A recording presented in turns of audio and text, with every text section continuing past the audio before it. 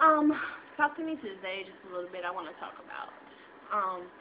Thanks to the 30-some who watched the lot Q&A. They were answering you guys' questions, so I guess those who asked the questions got their answers, which in turn generated more questions. So I'll be following up with the answers to that pretty soon. We're doing too much with this camera angle. I think that's better. Halloween went great.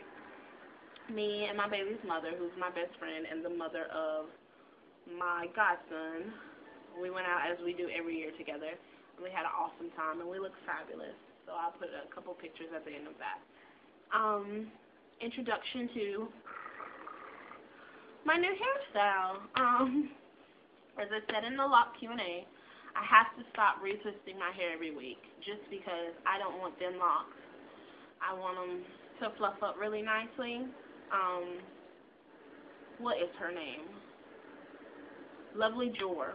She's got some nice big old fat dreads, locks. I don't like dreads, saying dreads, but she's got big pretty locks. And it made me think that maybe I don't want mine as small as I first thought I did. So I pinned up my hair on this side and slightly in the back a little bit. I have pins coming out as we speak. I have pins falling out of my hair. But just so that it looks less frizzy, because when it looks less frizzy, Rabbit is happy. And when I'm happy with the way it looks, I'm less likely to retwist it. So, with that said, I threw a flower on the top just because I got to do something. That's just who I am. Whatever. I just got a phone call. I sure did. I just got a phone call from an ex-friend of mine. Now, me and this friend we have been friends for a couple years. We've been friends in college, and he's a bit of a drama queen. He's more than a bit of a drama queen. But if you say you're my friend, you're my friend. Recently, we had a spit spat over hours at work because I got him a job working with me because he didn't have one, and apparently he wasn't looking for one. Well, he calls me up, and he's like, you don't respect me, this, that, and the third. So I told him the truth. No, I don't respect you. This is why I don't respect you. I don't respect you because you're lazy. I don't respect lazy people. I wouldn't piss on fire to put a lazy person out. And I'm not talking about lazy with jobs in general. I mean lazy with life. I believe if you don't work, you don't eat. Okay? And that goes for every aspect in your life. If you're not looking for a job, how do you expect to get one? If you are not paying your bills, how do you expect your lights to stay turned on? If you're not filling out applications for school, how do you expect to get an education? Like, I don't like people who sit down and wait for stuff to be handed to them. Because that's not how life works. The economy's sucking too bad.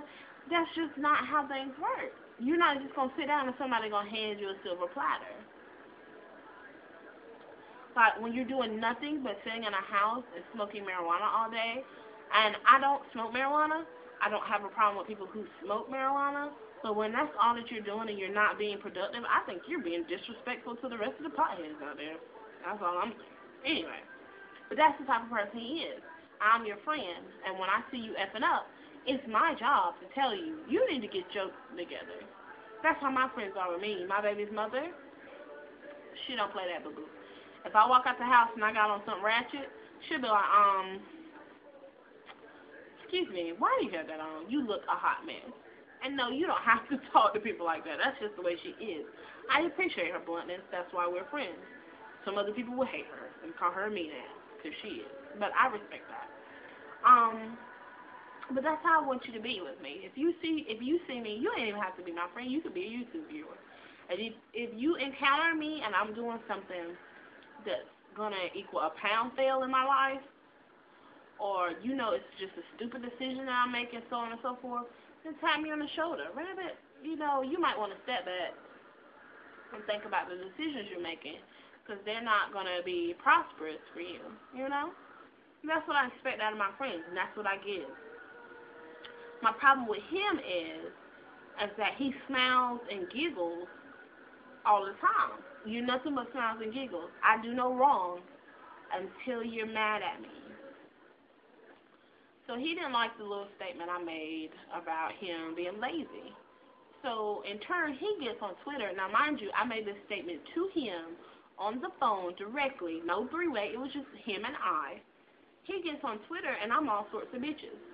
I'm all sorts of bitches and I'm selfish and I think I'm better than everybody else and all sorts of stuff. And I guess he thought it wouldn't get back to me. I don't know what world he lives in. But despite our arguments that we have, because true friends will argue, never do I call anybody out of their name.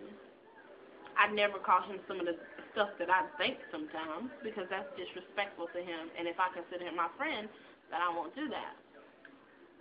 The problem I had is that this is his third strike.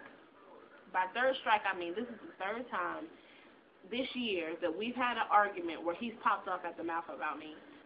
And if you're going to pop off at the mouth about me, at least do it to me. And I don't mean popping off or I can't stand this or this is a or whatever.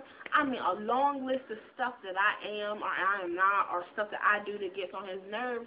Why don't you tell me this stuff when I'm doing it? If I annoy you when I do something, then if you're my friend, tell me when I'm doing it. Don't pop and bring stuff up and throw stuff up when you're mad at me. And I consider that puts you in a category of fake people to me. So I'm not really feeling him. Anyway, he calls me because he needs something.